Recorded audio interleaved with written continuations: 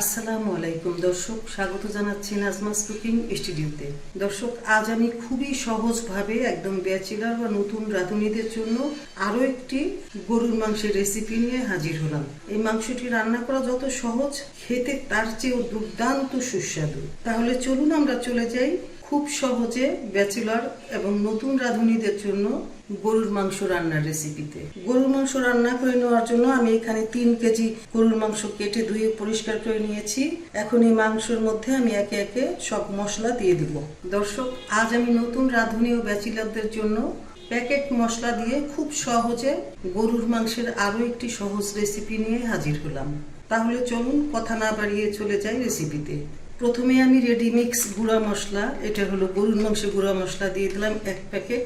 3 KG গরুর মাংসের মধ্যে আমি ছোট্ট 1 প্যাকেট গরুর মাংসের পুরো মশলাটাই দিয়ে দিলাম। এবার কিছু লং ও এলাচ আমি দিয়ে দেবো। এগুলোকে আমি একটু থেতলে নিব। এই যে মশলাগুলোকে আমি একটু থেতলে নিয়েছি। দিচ্ছি 2টি তেজপাতা, তেজপাতা 2টিকে আমি একটু চিড়ে দিচ্ছি। দিচ্ছি কিছু দারচিনির স্টিক। এবার দিয়ে দেবো 5 থেকে 7টা পেঁয়াজ কুচি ও সাথে কিছু কাঁচামরিচ। দিব স্বাদ মতো লবণ। দিচ্ছি হলুদের গুঁড়ি। এবার দিব শুকনো মরিচের গুঁড়ি। ঝালটা আপনি আপনার পছন্দ মতো দিয়ে নেবেন। আমি একটু ঝাল ঝাল করব, তাই আমি একটু ঝাল বেশি দিলাম। দিচ্ছি 1/4 চা চামচ গোলমরিচের গুঁড়ি। এটা অপশনাল, আপনি চাইলে নাও দিতে পারেন। দিচ্ছি 1 টেবিল চামচ ধনিয়ার গুঁড়ি। এবার দিব 50 গ্রাম আদা বাটা, 25 গ্রাম আদা বাটা, 25 গ্রাম রসুন বাটা, 2 টেবিল চামচ পরিমাণ জিরা বাটা। এবার 1/2 কাপ পরিমাণ রেগুলার রান্নার তেল দিয়ে দিচ্ছি। এখন চুলাটা জ্বালিয়ে দিয়ে 2 মিনিট সময় রান্না করে নিব। মশলাগুলোকে আমি একটু নামিয়ে দিচ্ছি যাতে করে ঢাকনির সাথে না লেগে যায়, কেননা আমি কড়াইটাকে একটু ঢেকে দিব। ফিরে আসবো ঠিক 2 মিনিট পর। ফিরে আসলাম ঠিক 2 মিনিট পরে। চুলার তাপটা কিন্তু একেবারে মাঝারি আঁচে রাখা ছিল। এবার মাংসটা নেড়ে নিব।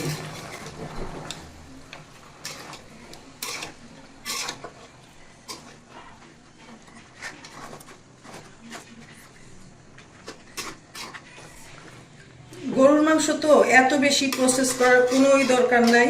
এইভাবে মশলা দিয়ে যখন একদম মনে করেন যে জ্বালাতে জ্বালাতে সব ভিতরে ঢুকে যাবে, একাই ঢুকে যাবে, আপনার একদম খুব ভালোভাবে যে মিশিয়ে নিতে হবে এখনই এমন কোনো কথা নাই। হোক, এভাবে হতে থাক। আবার এখন আমি 5 মিনিট সময় এইভাবে রান্না করে নিব। চুলার তাপটা মাঝারি আঁচে রাখা আছে। এভাবে 5 মিনিট রান্না হোক, তারপরে আমি আবার দেখাচ্ছি। এভাবে ঢেকে ঢেকে রান্না করতে হবে। ফিরে আসলাম 5 মিনিট পর। এবার মাংসটা খুব ভালোভাবে নেড়ে দিতে হবে। একদম মিক্স করে ফেলতে হবে সমস্ত মশলা, এবং সমস্ত মশলার সাথে মাংসগুলো খুব ভালোভাবে মিক্স করে নিতে হবে।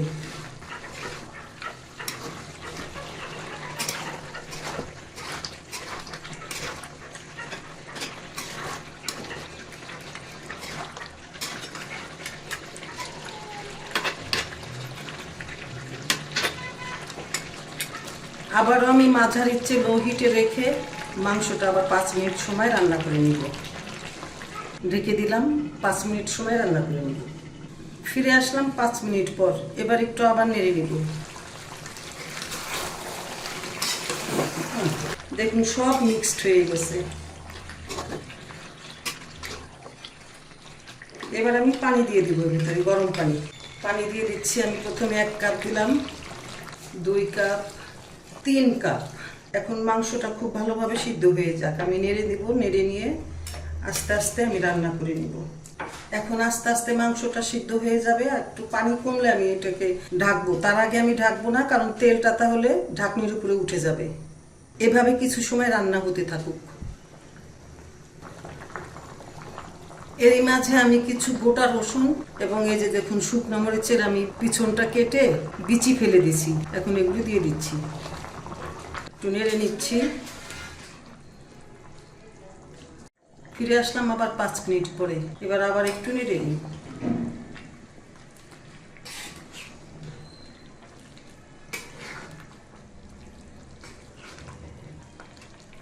এবার চুলার জালটা একটু বাড়িয়ে ভালোভাবে নেড়ে ছেড়ে রান্না করে নিব।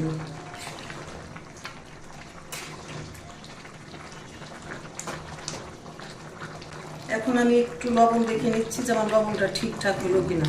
আমার আরো একটু লবণ লাগবে, আমি একটু লবণ দিয়ে দিচ্ছি। এই মুহূর্তে আমি কিছু আলুও দিয়ে দিচ্ছি, আলুটা নেড়ে নিচ্ছি।